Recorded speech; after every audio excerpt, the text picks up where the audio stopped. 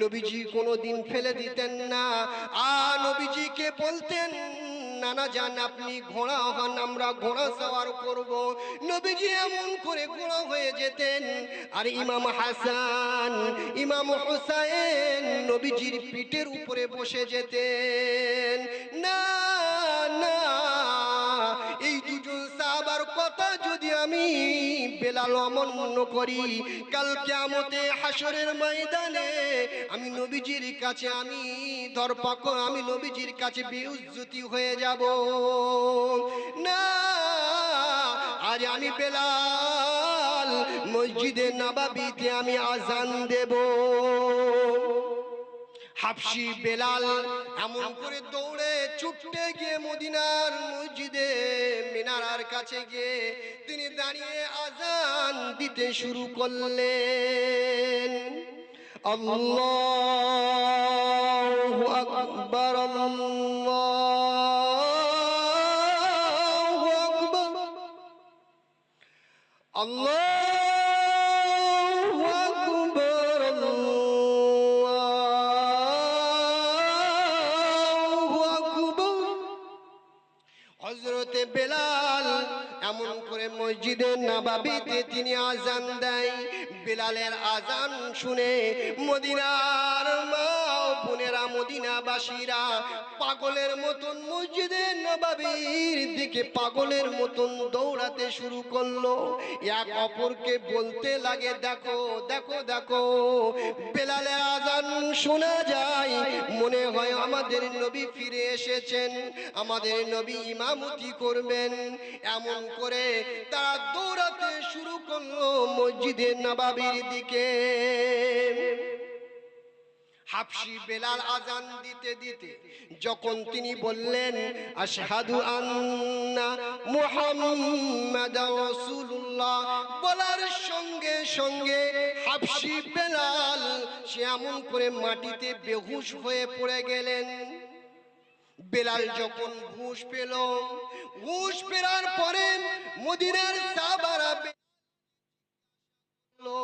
বেলাল তখন বলে, ও মদিনার সাহাবারা, আমি যখন মসজিদে নববীতে আজান দিতাম আমার নবী মিহরাবের কাছে বসে থাকতেন, আর আমি যখন বলতাম আশহাদু আন্না মুহাম্মাদার রাসূলুল্লাহ, বলার সময় আমি শাহাদাত আঙ্গুলি দিয়ে আমি শাহাদাত গওয়াহি দিতাম, সাক্ষ্য দিতাম যে আমার নবী মুহাম্মাদুর রাসূল, তিনি হলেন আল্লাহর প্রেরিত রাসূল। ও মদিনার সাহাবারা, আজ আমার সামনে কোন নবী নাই, নবীর শেকেল সুরাত নাই, আমি বেলাল বরদাস্ত করতে পারিনি, আমি বেলাল সহ্য করতে পারিনি। হাবশি বেলাল নবীজিকে কতটুকু ভালোবাসতেন, আর বর্তমানে আমরা উম্মতে মুহাম্মাদি হয়ে সেই নবীকে কতটুকু ভালোবাসি। আমরা তো মুসলমান নাকি, মুসলমান নাকি, আমরা তো ঈমানদার, কিন্তু হাবশি বেলাল যে ঈমান এনেছিল সেই ঈমানের সঙ্গে আমাদের কি ঈমান কি মিলবে?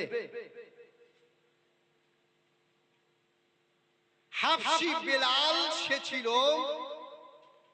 উমাইয়া দাসী। হাবশি বেলাল তার মনিব, তার আকা উমাইয়া তাকে কত কষ্ট দিয়েছে, কত নির্যাতন তাকে করেছে, কিন্তু সে কোনো সময় পিছপা হয়নি।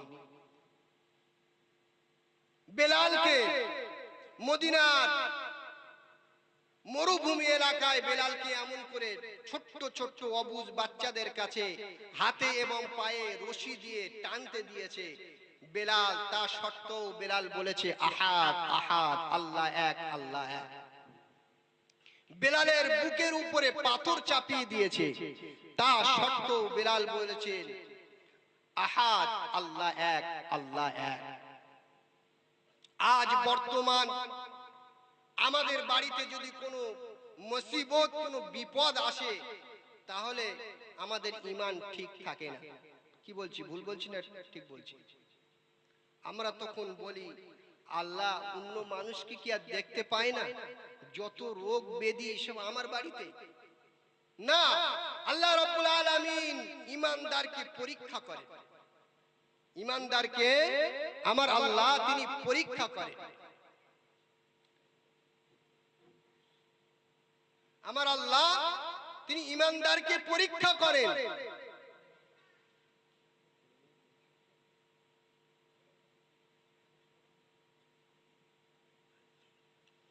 তো যে কথা বলছিলাম, আমরা ঈমানদার, আমরা মুসলমান, কিন্তু আমাদের ঈমান আর হযরতে বেলালের ঈমান এক জায়গায় করলে ঈমানে বেলালের পাল্লা ভারী হয়ে যাবে।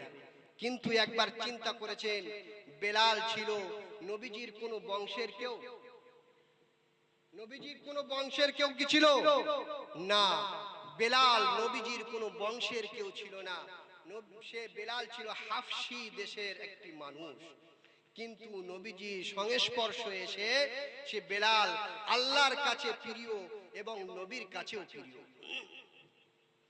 বিশ্ব নবী জনাবে মুহাম্মাদুর রাসূল সর্বপ্রথম তিনি জান্নাত উদ্বোধন করবেন। নবীজি যখন জান্নাত উদ্বোধন করবেন, সেখানে চার খলিফা হযরত আবু বকর, হযরত উমর, হযরত উসমান, হযরত আলী দাঁড়িয়ে থাকবেন, হাসান হোসেন দাঁড়িয়ে থাকবেন। ও মুসলমান, ও সোনা চাঁদ সোনা মানিকের মুরব্বি আব্বা জানেরা, কানটা খুলে শুনে রেখে দেন।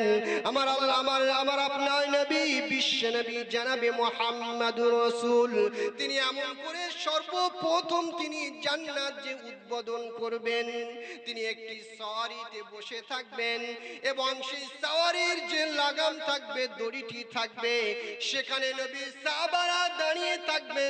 সাহাবারা বলবেন, হযরত আবু বকর তিনি বলবেন, নবীজি মনে হয় আমাকে আদেশ করবেন। এমন করে আবু বকর সে মনে করবেন আমাকে নবীজি আদেশ করবেন। এমন করে হাসান হুসাইন সকলেই তাকিয়ে থাকবেন, সকলেই মনে মনে চিন্তা করবেন, নবীজি মনে হয় আজ সর্বপ্রথম জান্নাত যে উদ্বোধন করবেন আমাকে সাথে নেবেন। কিন্তু না না, আমার আপনার নবী বিশ্ব নবী জনাবে মুহাম্মাদুর রাসূল তিনি বেলালকে খোঁজ করবেন, বলবেন বেলাল কোথায়, আমার বেলাল কোথায়? হযরতে বেলাল সে ওই সওয়ারির রশি ধরবেন, হযরতে বেলাল আগে আগে তিনি যাবেন। একবার বলি সুবহানাল্লাহ। আল্লাহ পাক আল্লাহ রাব্বুল আলামিন আমাদের ঈমান হযরতে বেলালের মতন মজবুত এবং শক্ত তৈরি করে দিন। আজ আমরা আমাদের ঈমান মজবুত হবে কেমন ভাবে? আমরা মুসলমান, কিন্তু আমি শুনেছি যে এই এলাকায়, এই গ্রামে বহু আলেম ওলামা আছে, বহু আলেম ওলামা আছে। আলহামদুলিল্লাহ, আমি তো মনে করি এই গ্রামের পরিবেশ আলহামদুলিল্লাহ খুবই ভালো। নামাজি মুসল্লি খুবই আছে, কোরআন পড়নেওয়ালা, হাদিস জাননেওয়ালা অনেক আছে। আমার মনে হয় আর বলতে লাগবে না, কিন্তু দু চার কথা বলে যায়। কোরআন পড়লে কি ফজিলাত, আর পৃথিবীতে যত গ্রন্থ আছে সেই গ্রন্থ পড়লে কি ফজিলাত। নবীজি বললেন, মান ক্বারা হারফাম মিন কিতাবিল্লাহ ফালাহু বিহি হাসানা, যে ব্যক্তি কোরআনের একটি অক্ষর পড়ল তার আমলনামায় একটি নেকি দেওয়া হবে, আর একটি নেকি হলো 10টি নেকির সমতুল্য। পৃথিবীতে অনেক ভাই ও বাবাজি আছেন, সকাল হলেই খবরের কাগজ পড়তে যান, অভ্যাস আছে। কিন্তু খবরের কাগজ যদি আমরা পড়ি, দিন দুনিয়ার পৃথিবীর খবর সংবাদ আমরা জানতে পারবো, কিন্তু একটি সওয়াব হবে না। কিছু কিছু ভাই ও বাবাজিদের অভ্যাস আছে নাটক বা বিভিন্ন বই পুস্তক পড়ার অভ্যাস আছে, কিন্তু যতই বাংলা বই যতই পড়ো না কেন একটা সওয়াব তার মধ্যে হবে না। কিন্তু কোরআনের যে ব্যক্তি একটি হরফ একটি অক্ষর যে ব্যক্তি পড়বে আমার আল্লাহ তার আমলনামায় 10টি নেকি তার আমলনামায় লিখে দেবেন। একবার বলি সুবহানাল্লাহ। নবীজি বললেন লা আকুলু আলিফ লাম মিম, আমি বলছি না আলিফ লাম মিম একটি হরফ, বরঞ্চ আলিফ একটি হরফ, লাম লাম একটি হরফ, মিম একটি হরফ। যে ব্যক্তি আলিফ লাম মিম পড়লো তার আমলনামায় 10টি করে 30টি নেকি তার আমলনামায় লিপিবদ্ধ করা হবে। একবার বলি সুবহানাল্লাহ। আল্লাহ পাক আমাদেরকে কোরআন শেখা, কোরআন বোঝার তৌফিক দান করুন। আমার আল্লাহ বিশ্বনবী জনাবে মুহাম্মদুর রাসূল নবীজি বিদায় হজে বিদায় ভাষণে নবীজি একটি হাদিস পেশ করেছিলেন, তারাকতু ফিকুম আমরাইন লান তাদিল্লু মা তামাসসাকতুম বিহিমা কিতাবাল্লাহি ওয়া সুন্নাত রাসূলি। বিশ্বনবী জনাবে মুহাম্মদুর রাসূল বিদায় হজে বিদায় ভাষণে নবীজি দীর্ঘক্ষণ সাহাবাদেরকে সামনে রেখে তিনি বিদায় ভাষণ তিনি পেশ করেছিলেন। নবী আমার একটি হাদিস তিনি উল্লেখ করলেন, তারাকতু ফিকুম আমরাইন লান তাদিল্লু মা তামাসসাকতুম বিহিমা কিতাবাল্লাহি ওয়া সুন্নাত রাসূলি। বিশ্বনবী জনাবে মুহাম্মদুর রাসূল তিনি বললেন, ও আমার সাহাবারাম, আমি নবী দীর্ঘদিন পৃথিবীতে থাকার জন্য আমি নবী আসিনি। আমি নবী দীর্ঘদিন, আমি নবী পৃথিবীতে আমি নবী দীর্ঘদিন থাকবো না। আমি নবী পৃথিবী থেকে আমি নবী বিদায় নেব। আমি নবী তোমাদের কাছে দুটি মূল্যবান জিনিস রেখে যাচ্ছি। এই দুটি জিনিসকে যদি তোমরা মজবুতির সঙ্গে আঁকড়ে ধরে থাকো তাহলে কোনোদিন কোনো সময় পথভ্রষ্ট হবে না। একটি হলো কিতাবুল্লাহ, আল্লাহর ঐশী গ্রন্থ আল কোরআনুল মাজিদ। দ্বিতীয় হলো সুন্নাত রাসূলি, আমি নবী আমার রেখে যাওয়া আদর্শ সুন্নাত এবং হাদিসকে যারা মেনে চলবে তারা কোনো সময় কোনোদিন পথভ্রষ্ট হবে না। আজ বর্তমান আমাদের মাঝে এই কোরআন এবং হাদিস আমাদের ভিতরে আছে, কিন্তু আমরা কোরআন এবং হাদিস মোতাবিক কতটা আমল করি? আমাদের বাড়িতে কোরআন আছে, পাশের ঘরে টিভি আছে, সেই টিভিতে আমরা কি করি? আমার একবার ছেলে গিয়ে সেই টিভিটা মুছছে, আমার বৌমা গিয়ে একটি গিলাফ লাগাচ্ছে, কিন্তু তার পাশে যে কোরআন আছে কোরআনের একটি গিলাফ নেই। সেই কোরআনের আমরা কোরআনকে আমরা সম্মান করি না, কোরআনকে আমরা তেলাওয়াত করি না। কোরআন অপেক্ষা করে কবে শবে বরাত আসবে, কবে শবে কদর আসবে, কবে মানুষ মারা যাবে। কোরআন অপেক্ষা করে। কেন মানুষ মারা গেলে কোরআন তেলাওয়াত করতে হয় না? এটা ভালো রকম জানে। শবে বরাতে কোরআন তেলাওয়াত হয়, শবে কদরেতে কোরআন তেলাওয়াত হয়, আর সারা বছর মানুষ গাফিল থাকে, মানুষ কোরআন তেলাওয়াত করতে চায় না। আল্লাহ পাক আল্লাহ রাব্বুল আলামিন আমাদেরকে কোরআন বোঝা এবং কোরআন শিখে আমল করার তৌফিক দান করুন।